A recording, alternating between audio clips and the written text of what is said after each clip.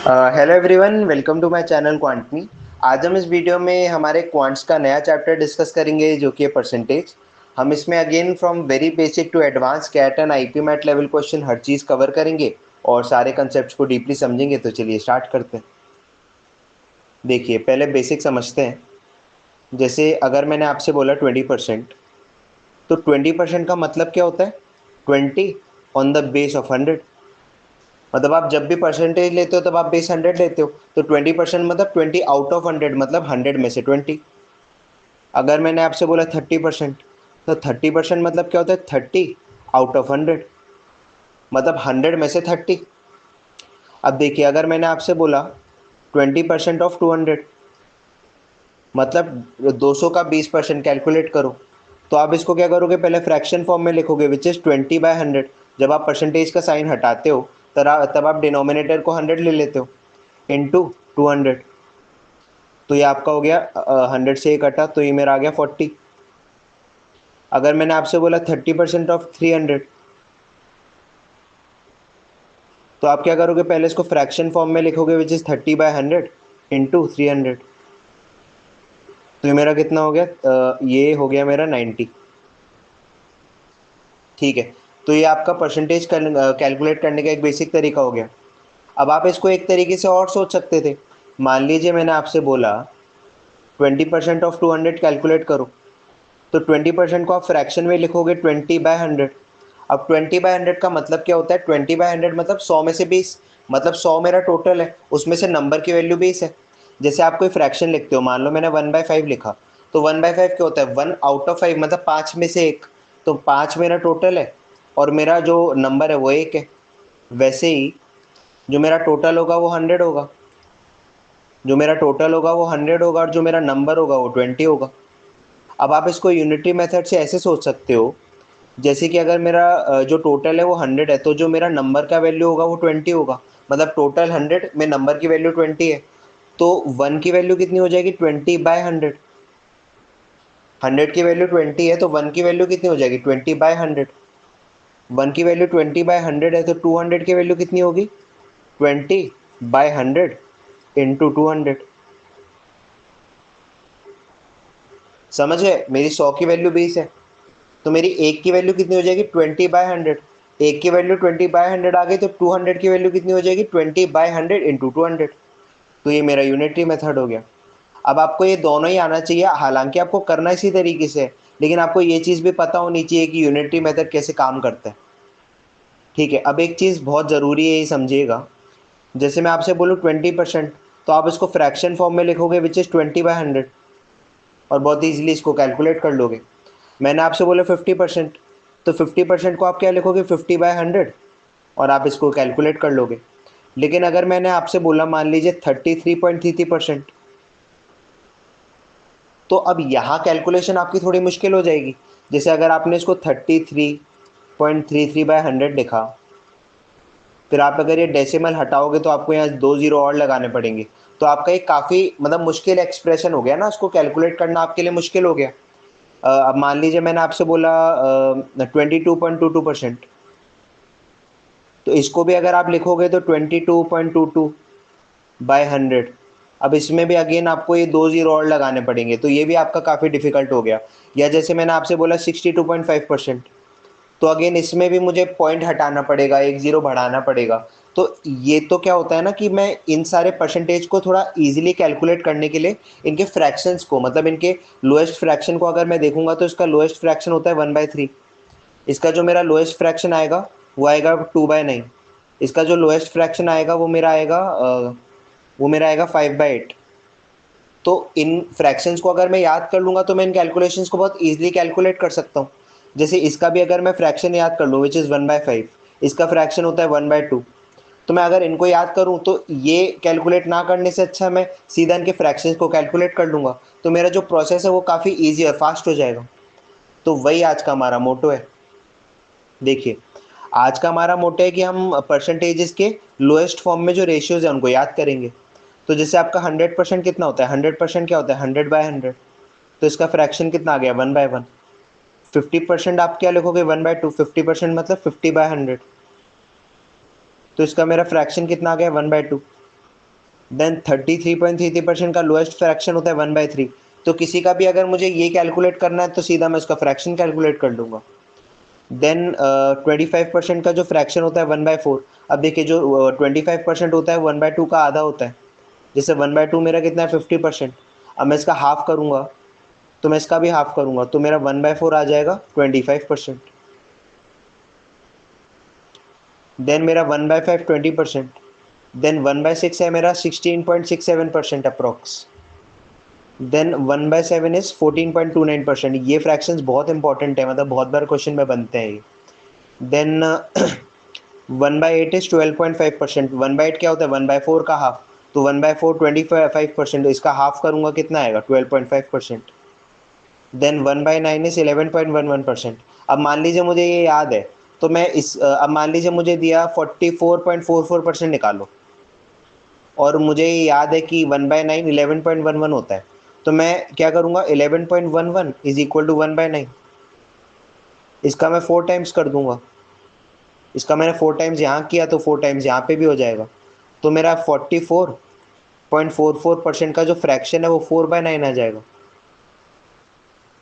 तो आप ये अगर याद कर लोगे तो इनके कॉम्बिनेशन से आप बहुत सारे परसेंटेज के फ्रैक्शंस निकाल सकते हो। जैसे ये मेरा हो गया, फिर 1/10 10%, 1/11 ये भी बहुत इंपॉर्टेंट है। अब मान लीजिए मुझे दिया जाए 45.45% निकालो,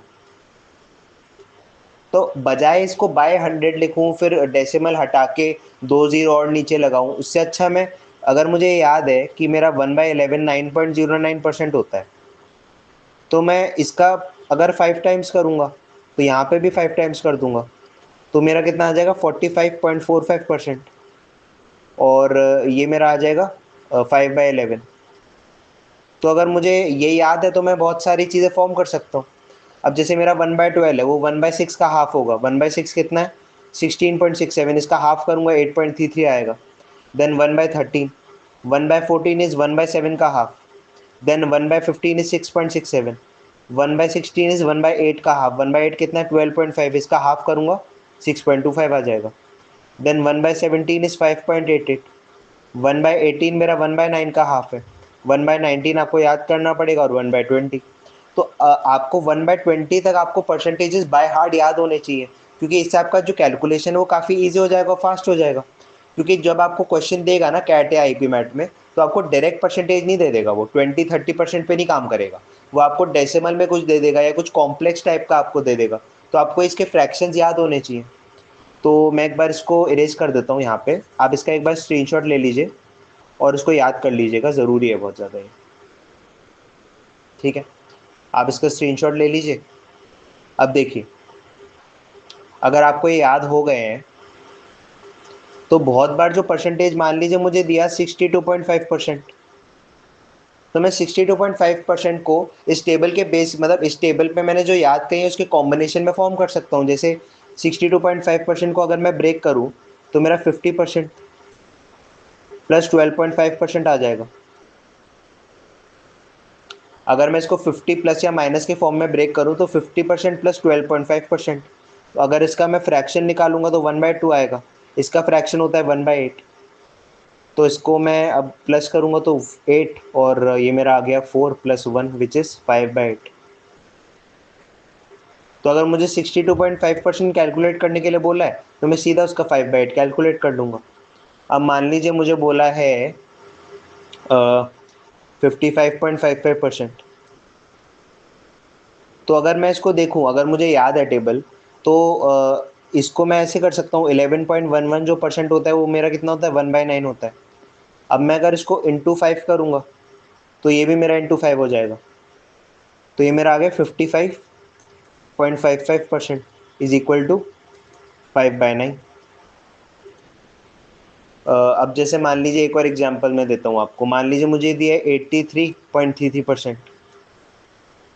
तो अगेन अगर इसको मैं ब्रेक करूँ तो मैं इसको 50% प्लस 33.33% बोल सकता हूँ। अब टेबल के हिसाब से इसका जो फ्रैक्शन होता है वो 1/2 होता है। इसका जो फ्रैक्शन होता है 1/3 होता है।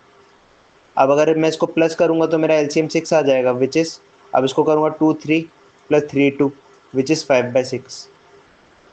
अब एक और एग्जांपल देता हूँ मैं आपको। मान लीजिए मुझे दिया है 37.5%। तो अगेन इसको भी अगर मैं ब्रेक करूं, इसको मैं 50 के फॉर्म में ब्रेक कर लेता हूँ। 50% माइनस 12.5%। अब इसका फ्रैक्शन है 1/2, इसका फ्रैक्शन होता है 1/8। तो मैं इसका एलसीएम निकालूंगा तो 2 4 -1, तो ये मेरा आ जाएगा 3/8। ठीक है, तो बहुत बार जो परसेंटेज है उनके फ्रैक्शंस को मैं बना सकता हूँ, मतलब ब्रेक कर दूंगा उनको, या तो 50 प्लस या माइनस के फॉर्म में, या तो किसी के मल्टीपल पे। जैसे मैंने इसको 11.11 के मल्टीपल पे काम किया मैंने, तो मैं इसको भी, जैसे इसको भी मैं चाहता तो मैं ऐसे ब्रेक कर सकता था। अब मान लीजिए मुझे ऐसे नहीं करना था, तो मैं इसको 12.5% इंटू 3 करूँगा, तो भी मेरा ये आएगा 37.5। तो 12.5 का जो फ्रैक्शन होता है वो कितना होता है, 1/8। इसका मैं इंटू 3 करूँगा, तो इसका भी इंटू 3 करूँगा, तो ये मेरा 3/8 आ जाएगा। तो आप मल्टीपल पे भी काम कर सकते थे, आप ब्रेक भी कर सकते थे, आपकी मर्ज़ी है। अब ये चीज़ समझाने के लिए हम कुछ क्वेश्चन करते हैं आपको। जैसे फर्स्ट क्वेश्चन, 66.67% ऑफ 390। तो अब देखो, अगर आपको टेबल याद है तो 33.33% मेरा होता है 1/3। अगर मैं इसका 2 टाइम्स करूँगा तो यहाँ पे भी 2 टाइम्स हो जाएगा, तो ये मेरा आ गया 66.66% अप्रॉक्स। तो ये मेरा आ गया 2/3। तो मुझे मेरा इसका जो फ्रैक्शन है वो कितना आ गया, 2/3। अब मुझे बोला 2/3 ऑफ 390, तो ये मेरा आ गया 130 विच इज़ 260। ठीक है, अब ये सेकंड क्वेश्चन, 87.5% ऑफ 400। तो 87.5% है, आप इसको ब्रेक कर लो 50 के फॉर्म में। इसको मैं लिख लेता हूँ 50% प्लस 37.5%। अब जो मेरा 50% होता है उसका जो फ्रैक्शन है वो 1/2 होता है। अब 37.5% को मैं अगेन ब्रेक करूँ, तो मान लो मैं इसको 12.5% का 3 टाइम्स बोलूँ, तो मतलब ये हो गया 1/2, और 12.5% मेरा होता है 1/8। तो 1/8 का जो 3 टाइम्स होता है वो 3/8 होगा, तो 1/2 प्लस 3/8, तो मेरा 8 एलसीएम आ गया। और ये मेरा हो गया 4 + 3 विच इज़ 7/8। अब मुझे क्या बोला है, 7/8 ऑफ 400। 7/8 ऑफ 400 मेरा कितना आ गया, 85, और ये मेरा आ गया 350। तो मेरा इसका आंसर आ गया 350। फिर मुझे बोला 6.25% ऑफ 300। देखिए 6.25% अगर आप टेबल देखेंगे, एक बार मैं आपको दिखा देता हूँ। 1 सेकेंड सॉरी, 6.25% मुझे दिया हुआ है इसमें। 6.25% होता है मेरा 1/16। तो जैसे मुझे दिया है, तो मैं सीधा इसका 1/16 ऑफ 300, तो ये मेरा आ गया 300/16। अगर मैं इसको ब्रेक और कट करूँ तो ये 8, 150, 4, 75। तो ये मेरा 75/4 आ गया अप्रॉक्स। तो ये मेरा इसका आ गया 75/4। मतलब आप इसको डेसिमल में कन्वर्ट करना चाहो तो कर देना। Then 13.33% of 300। तो देखो 13.33% को अगेन मैं ब्रेक कर लेता हूँ। इसको मैं ब्रेक करके क्या लिख सकता हूँ, 10% प्लस 3.33%। 13.33% में क्या लिख सकता हूँ, 10% प्लस 3.33%। तो 10% मेरा कितना होता है फ्रैक्शन, 1/10। मतलब हो सकता है आपको अभी ये चीज़ उतनी क्लिक ना हो रही हो, लेकिन आप एक बार टेबल याद कर लोगे, ये क्वेश्चंस की अच्छे से प्रैक्टिस कर लोगे ना, तो आपको चीज़ें क्लिक होनी स्टार्ट हो जाएंगी। कोई इसमें दिक्कत की बात नहीं है। अब जैसे 3.33% है, तो अगर आपको टेबल याद होगी तो मेरा 33.33% होता है मेरा 1/3। अब देखो, अगर मैं इससे इसको डिवाइडेड बाय 10 कर दूँ तो मेरा आ जाएगा 3.33%। और 10 से डिवाइड करूँगा तो जीरो, एक पॉइंट यहाँ आ जाएगा ना मेरा। और अगर यहाँ करूँगा तो यहाँ पे भी करूँगा, तो मेरा इसका फ्रैक्शन आ गया 1/30। तो मेरा ये आ गया 1/10 प्लस 1/30। तो इसमें 30 मैंने एलसीएम निकाला, 10 3 प्लस 31 विच इज़ 4/30। तो मेरा इसका फ्रैक्शन आ गया 4/30। अब मुझे क्या बोला है, 300 का निकालना है, तो 4/30 ऑफ 300, तो ये मेरा आ गया 10। तो इसका आंसर आ गया मेरा 10। देन लास्ट क्वेश्चन मुझे दिया है 77.78% ऑफ 450। ओके, यहाँ कर लेते हैं इसको। देखिए 77.78% ऑफ 450, तो अगेन मेरा जो 11.11% होता है वो कितना होता है, 1/9 होता है। ये आप इसको इंटू 7 करोगे, तो यहाँ करा तो यहाँ पे भी करूँगा, तो ये मेरा आ गया 77.77% इज इक्वल टू 7/9। मतलब ये और ये सेम ही है, 0.01% से कोई अंतर तो पड़ता नहीं है, तो ये और ये मेरा सेम है। तो 77.77% इज इक्वल टू 7/9। अब मुझे बोला 7/9 और 450, तो इसको मैं काटूंगा 950 और 7 इंटू 50 विच इज़ 350, तो मेरा इसका आंसर आ गया 350। तो ये जो कंसेप्ट है ना बहुत ज़्यादा इंपॉर्टेंट है, क्योंकि बहुत बार मतलब आपको ऐसे टाइप के परसेंट देंगे और आपको इनको कैलकुलेट करने में दिक्कत आएगी। तो अगर आपको इनके फ्रैक्शन फॉर्म याद है, आपको पता है कि इनका फ्रैक्शन कैसे बनाना है, तो आप बहुत ईजिली क्वेश्चन को कैलकुलेट कर सकते हो, सॉल्व कर सकते हो। तो चलिए आज के लिए बस इतना ही। अगर आपको इसमें कोई भी डाउट है किसी भी कंसेप्ट में, तो आप मुझसे कमेंट सेक्शन में ज़रूर पूछिएगा, और बाकी हम नेक्स्ट कंसेप्ट और बाकी के वीडियोज़ में और डिस्कस करेंगे। तब तक के लिए बाय।